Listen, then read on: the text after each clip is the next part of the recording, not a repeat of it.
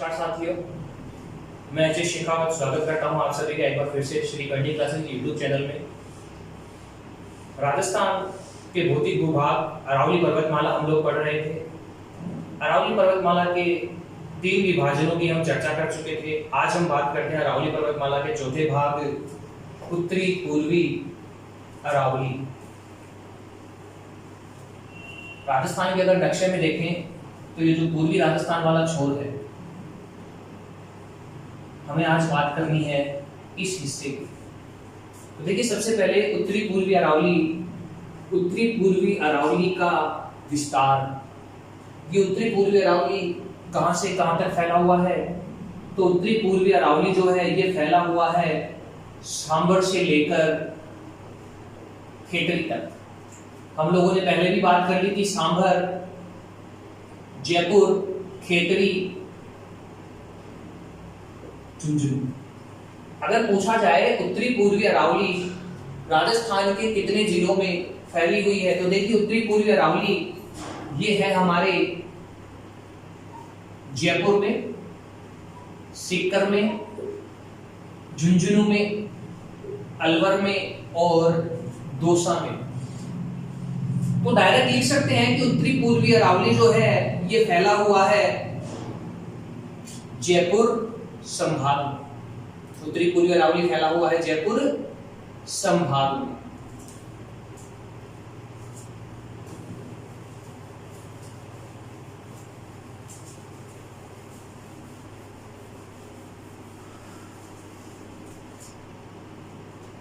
चलिए बात कर लेते हैं उत्तरी पूर्वी अरावली की प्रमुख चोटियां और पहाड़ियों की। तो सबसे पहले बात करें सर्वोच्च शिखर। जो उत्तरी पूर्वी अरावली है इसका सर्वोच्च शिखर है रघुनाथगढ़। ये रघुनाथगढ़ की जो चोटी है इसकी हाइट है 1055 मीटर। और ये रघुनाथगढ़ कहाँ है? ये रघुनाथगढ़ है हमारे सीकर में। रघुनाथगढ़ कहाँ है? ये है सीकर जिले में। चलिए बात कर लेते हैं सबसे पहले सीकर जिले की ही प्रमुख चोटियों की। तो सीकर जिले की प्रमुख चोटियों में एक तो हमने अभी बात की है रघुनाथगढ़ 1055 मीटर। इसके अलावा और कौन सी है? तो रघुनाथगढ़ के अलावा है यहाँ मालखेत। मालखेत की चोटी, इसकी ऊंचाई है 1052 मीटर। देखिए यहीं से एक फैक्ट है जो पूछा गया था, अरावली पर्वतमाला का विस्तार शेखावाटी में क्या कहलाता है? तो ये जो शेखावाटी क्षेत्र है इसमें अरावली पर्वतमाला के विस्तार को स्थानीय नाम क्या दिया गया है? तो इसे कहा गया है मालखेत की पहाड़ियां। यह है मालखेत की चोटी, उन पहाड़ियों में जो सर्वोच्च शिखर है। और इस पूरे विस्तार की बात करें तो इसे नाम दिया गया है मालखेत की पहाड़ियां। इसके अलावा और कौन कौन सी पहाड़ियां हैं सीकर में? तो देखिए इसके अलावा हमारे सीकर में है हर्ष का पहाड़। हर्ष भैरू जी का यहाँ मंदिर है, जिनकी बहन थी जीण माता का भी बहुत ही प्रसिद्ध प्राचीन मंदिर है रेवासा सीकर में। हर्ष के पहाड़ के अलावा है तोरावटी की पहाड़ियां। हमने पहले भी पढ़ा था शेखावाटी प्रदेश, तब हमने बात की थी जो कांडली नदी का प्रवाह क्षेत्र है उसे तोरावटी कहा गया है सीकर में।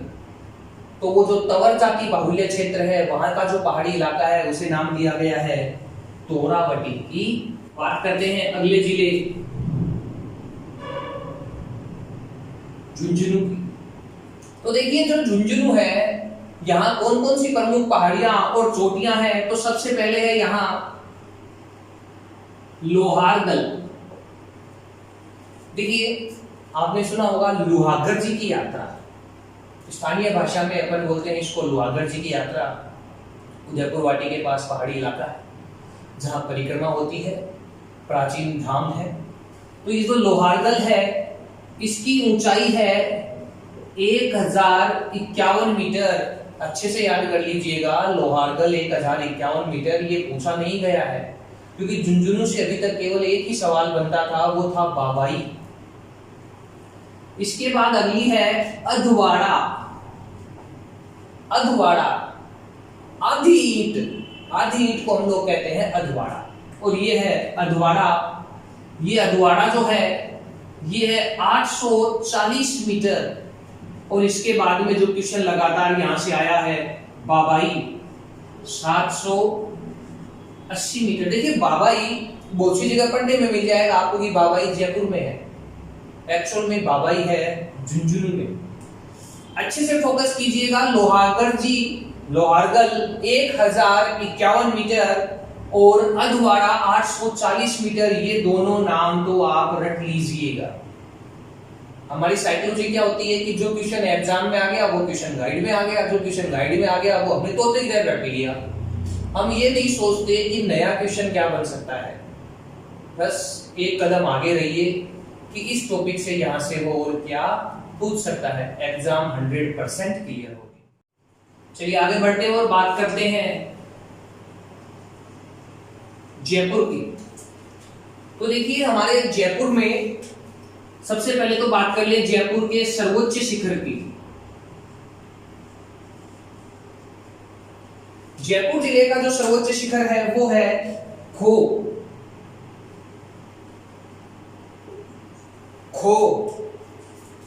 हाइट है इसकी 920 मीटर। देखिए आरपीएससी ने सवाल पूछा था, 4 अलग अलग चोटियों के नाम दे दिए गए और पूछा गया था निम्नलिखित को क्रमबद्ध कीजिए घटते क्रम में। सुना होगा आपने आरोही क्रम, अवरोही क्रम, वो किसी भी एंगल से पूछ सकता है। तो उन चारों ही चोटियों में सर्वोच्च शिखर था खो। बाकी अलग अलग नाम थे। तो ये जो सर्वोच्च शिखर है जयपुर का वो है खो। इसके बाद है मनोहरपुरा की पहाड़ियां, मनोहरपुरा की चोटी। ये है 747 मीटर। इसके बाद है हमारे जयपुर में जयगढ़। जयपुर का फेमस और प्रसिद्ध दुर्ग है जयगढ़ दुर्ग, जो बना हुआ है जयगढ़ की चोटी पर। 648 मीटर, 648 पॉइंट है। बहुत सी जगह 649 मिल जाएगा। ऑप्शन में दोनों नाम आपको एक साथ नहीं मिलेंगे कि 648 649, कंफ्यूज मत होना। अगर मैं इसे लगभग में पूछूं तो लगभग में हम इसे क्या कहेंगे 650 मीटर। देखिए यहीं पर बना हुआ है जयगढ़ दुर्ग। ये जो जयगढ़ दुर्ग है इसे यूनेस्को के द्वारा विश्व विरासत सूची में शामिल किया गया है। यूनेस्को ने इसे शामिल किया है विश्व विरासत सूची में। आप मुझे बताएंगे कि जयगढ़ दुर्ग को यूनेस्को ने विश्व विरासत सूची में कब शामिल किया? क्योंकि बहुत बार लगातार सवाल आया है निम्नलिखित में से कौन सा दुर्ग विश्व विरासत सूची में शामिल है, कौन सा शामिल नहीं है, कितने दुर्गों को शामिल किया गया। कंटिन्यूअसली ये सवाल आएगा। अच्छे से याद कर लीजिएगा कि यूनेस्को ने राजस्थान के कौन कौन से स्थान विशेष, क्षेत्र विशेष को विश्व विरासत सूची में शामिल किया है। लेके आऊंगा आगे एक लेक्चर यूनेस्को विश्व विरासत सूची। इसके बाद अगली है नाहरगढ़। इसी पर बना हुआ है नाहरगढ़ दुर्ग, जिसे सुदर्शनगढ़ भी कहते हैं। नाहर सिंह भोमिया के नाम पर इसका नाम पड़ा था नाहरगढ़। इसकी ऊंचाई है 599 मीटर। तो लगभग में मुझे कहना पड़ेगा कि ये है 600 मीटर। ये थी हमारे जयपुर जिले की कुछ प्रमुख चोटियां। चलिए आगे चलते हैं। चलिए बात करते हैं अलवर की प्रमुख चोटियों की। तो अलवर में सबसे पहले है अलवर का सर्वोच्च शिखर भैराट 792 मीटर। यह है भैराट।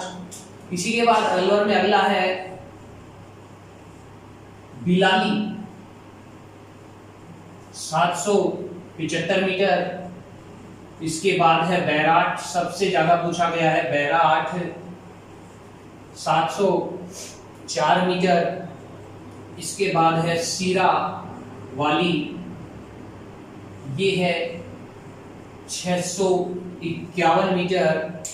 और देखिए इसका नाम तो आप सभी ने सुना होगा, भानगढ़ 649 मीटर। जी हाँ, ये वही भानगढ़ है जो प्रसिद्ध है भूतों वाले भानगढ़ के कारण, हॉरर स्पॉट। तो यहां से बैराज 792 मीटर, ये डायरेक्ट आता है। बैराज 704 मीटर, ये चोटी भी डायरेक्ट ही पूछी जाती है। इसके अलावा देखिए यहां से पूछा जाता है हर्षनाथ, उदयनाथ की पहाड़ियां। देखिए केवल हर्ष की बात करूं तो ये सीकर में है, मगर इसके साथ नाथ जुड़ गया, हर्षनाथ उदयनाथ, तो ये अलवर में हो जाएगा। और ये जो उदयनाथ की पहाड़ियां हैं, यहीं से है थानागजी, अलवर। यहां से एक प्रसिद्ध नदी निकलती है, नाम है जिसका रूपा रेल नदी। कौन सी नदी निकलती है यहीं से? रूपा रेल नदी। इसके बाद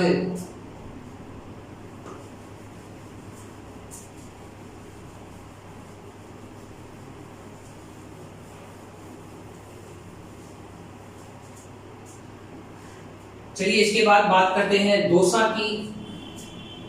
देखिए दौसा में है देवगिरी की पहाड़ियां,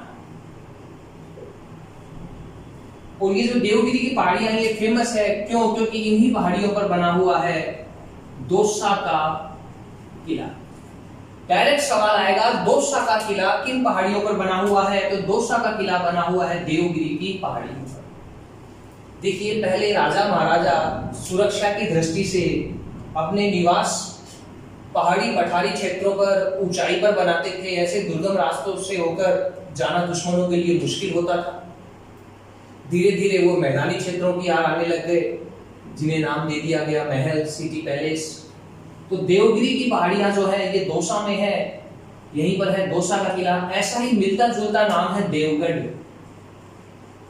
कंफ्यूजन क्रिएट हो जाता है क्योंकि हम ज्यादातर देवगढ़ पढ़ते हैं, देवगढ़ राज समन।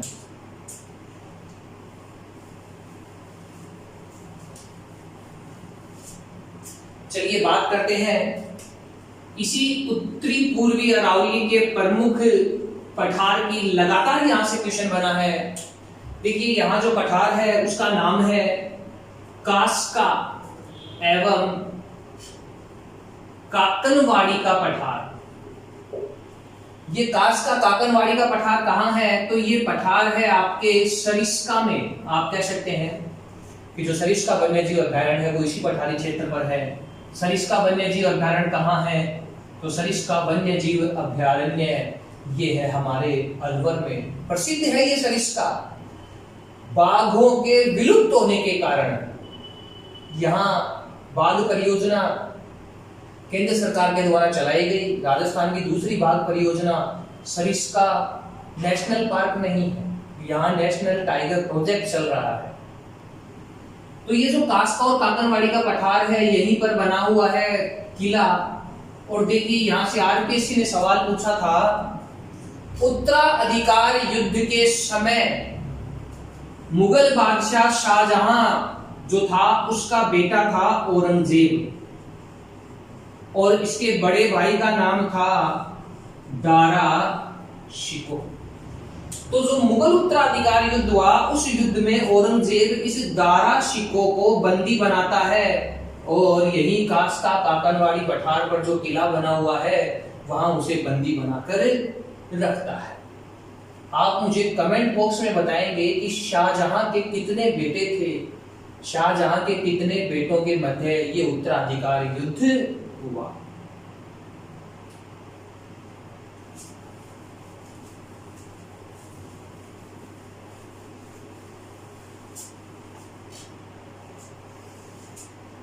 यहीं से है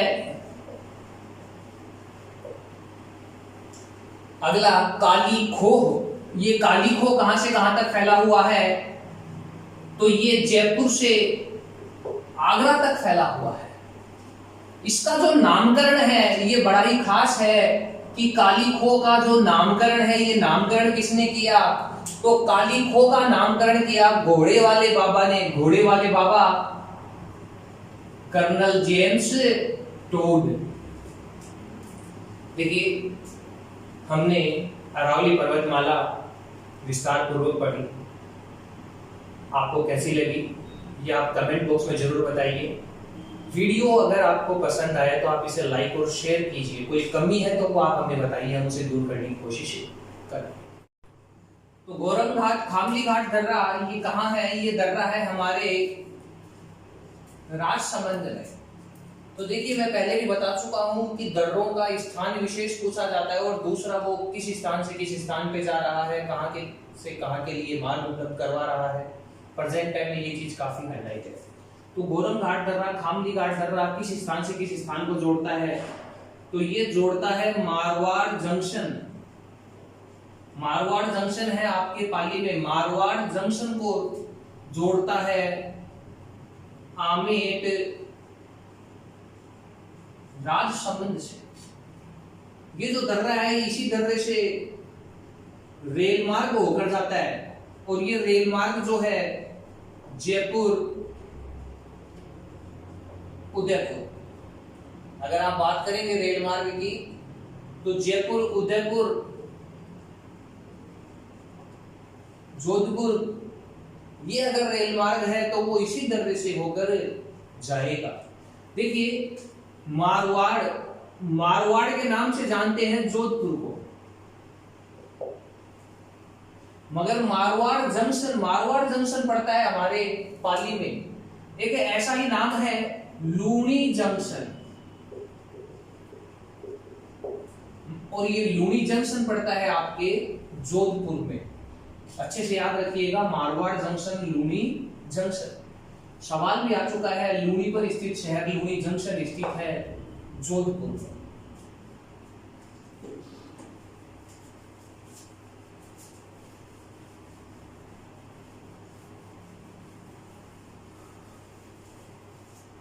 चलिए आगे बढ़ते हैं, बात करते हैं अगले दर्रे की।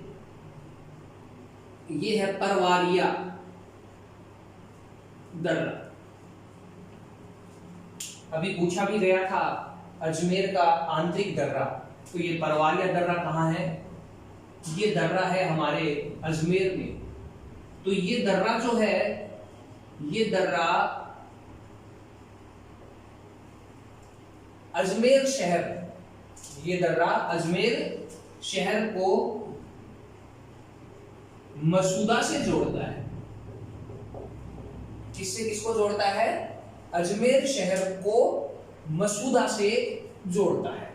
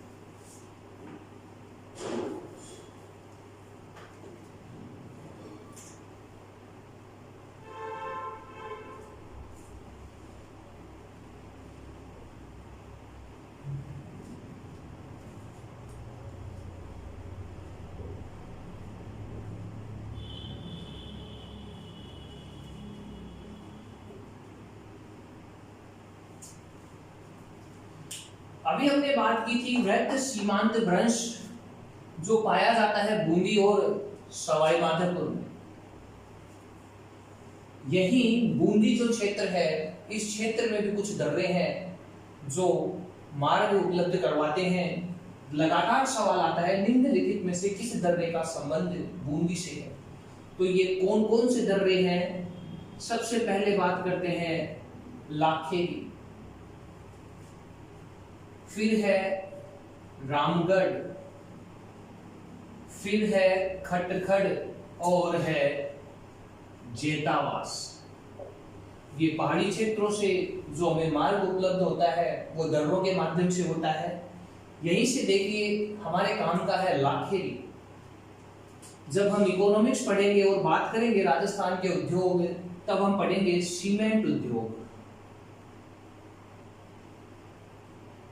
राजस्थान में सीमेंट उद्योग का पहला कारखाना लगा था, वो लाखेरी बूंदी में लगा था। कहाँ लगा था? लाखेरी बूंदी में लगा था। आप मुझे कमेंट बॉक्स में बताएंगे कि वर्तमान में सीमेंट उद्योग की दृष्टि से राजस्थान का भारत में कौन सा स्थान है। तो हम लोग अरावली पर्वतमाला में मध्य अरावली पढ़ रहे थे। आज बात करते हैं संकरमणित क्षेत्र की। अगर राजस्थान के नक्शे में देखा जाए दक्षिण पूर्व, तो यहां है हमारे सवाई माधोपुर। ये जो हिस्सा है, इस हिस्से का निर्माण हुआ है विंध्याचल पर्वतमाला के अपर्दन से। भारत के मध्य में स्थित है विंध्याचल पर्वतमाला, जो भारत को दो भागों में बांटती है, उत्तरी भारत और दक्षिणी भारत। उसी के अपर्दन से इस पठारी क्षेत्र का निर्माण हुआ है और यहीं से है हमारे अरावली पर्वतमाला। तो ये जो सवाई माधोपुर का क्षेत्र है, सवाई माधोपुर के क्षेत्र में ही है हमारे रणथंभौर, जो फेमस है त्रिनेत्र गणेश मंदिर के लिए। यहीं पर है रणथंभौर दुर्ग और यहीं पर हुआ था 1301 ईस्वी में राजस्थान का पहला शाखा। अलाउद्दीन खिलजी ने हमला किया था हमीर देव चौहान पर, और हमीर देव चौहान की पत्नी जो थी रंगा देवी, उनके द्वारा जोहर किया गया। राजपूत योद्धाओं ने केसरिया किया और महिलाओं ने स्वाभिमान आत्मसम्मान की रक्षा के लिए जोहर किया। जब ये दोनों ही काम एक साथ होते हैं तो कहा जाता है शाका। तो देखिए ये जो अरावली पर्वतमाला है ये भी यहां है और विंध्याचल भी यहां है। तो ये दोनों ही आपस में मिली हुई प्रतीत होती है। बता पाना मुश्किल है कि कौन सा चट्टानी पहाड़ी क्षेत्र अरावली का है और कौन सा चट्टानी पहाड़ी क्षेत्र विंध्याचल का है। तो दोनों आपस में मिले हुए हैं, इसीलिए रणथंभौर सवाई माधोपुर के क्षेत्र को कहा जाता है संकरमणित क्षेत्र।